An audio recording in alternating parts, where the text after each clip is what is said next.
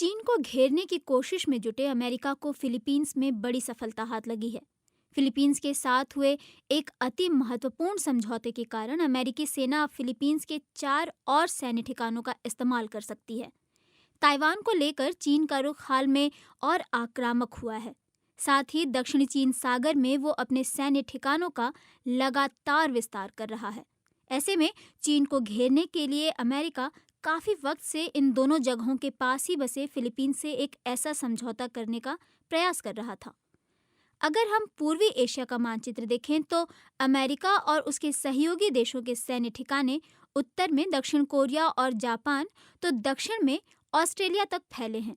इस ताज़ा समझौते से अमेरिका अब ताइवान के पास और दक्षिण चीन सागर में चीन की गतिविधियों पर नजर रख सकता है। फिलीपींस को तो दक्षिण चीन सागर के नाम पर भी आपत्ति है। वो इसे वेस्ट फिलीपीन सी कहता रहा है।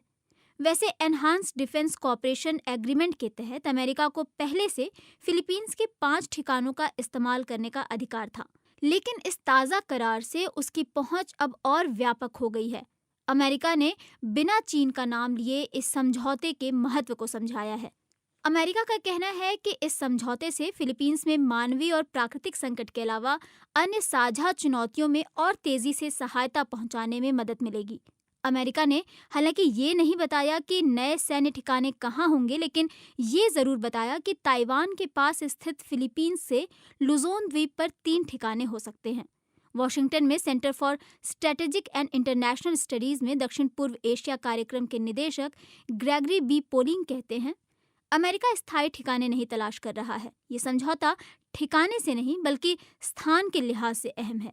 अमेरिका को बड़ी संख्या में सैनिक तैनात करने के लिए जगह नहीं चाहिए, बल्कि उसे साजो सामान मुहैया कराने और सर्विलांस करने के लिए ऐसी जगह चाहिए जहां से छोटी कार्रवाइयां की जा सके।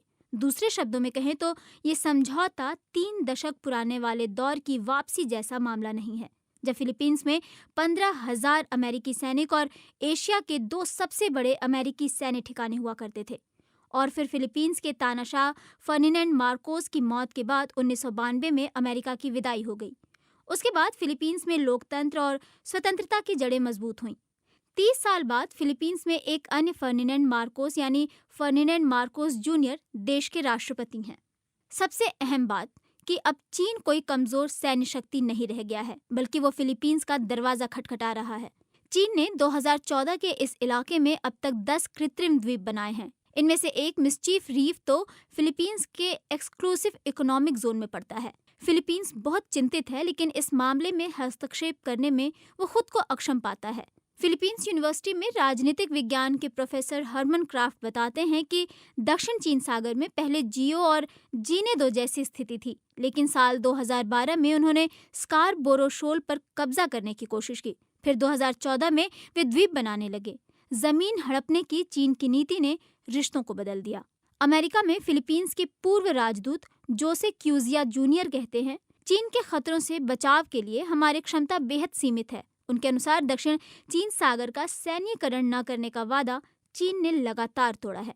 वे कहते हैं कि फिलीपींस अकेले नहीं उन्हें रोक सकता, उन्हें रोकने की ताकत केवल अमेरिका में है। लेकिन इस बार पहले की तरह फिलीपींस में अमेरिका के हजारों नौसैनिक और वायु सैनिक नहीं होंगे। फिलीपींस में अमेरिकी सैनिकों की हिंसा और उत्पीड़न की कहानियां लोगों के जहन में अभी भी बसी हुई हैं। बताया जाता है कि अमेरिकी सैनिकों के अपने वतन लौटने के बाद फिलीपींस में करीब 15,000 बच्चे बिना बाप के अकेले अपनी मां के साथ रहने को मजबूर हुए थे। इसीलिए वामपंथी दल इस नए समझौते का पुरजोर विरोध कर रहा है।